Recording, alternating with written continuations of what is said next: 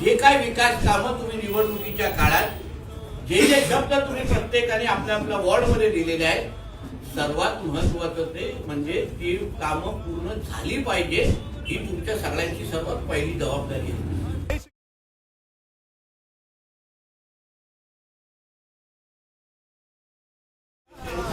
त्या संदर्भात जो का आपण शब्द लिहिलेला आहे तो शब्द आपण निश्चितपणे पूर्ण करू. लोकांना फसवण्याचा कार्यक्रम म्हणजे निवडणूक नाही. लोकांना विश्वास वाटला पाहिजे. पुढचे 25 वर्ष वेंगुर्ला नगर परिषदेवर भारतीय जनता पक्षाचीच सत्ता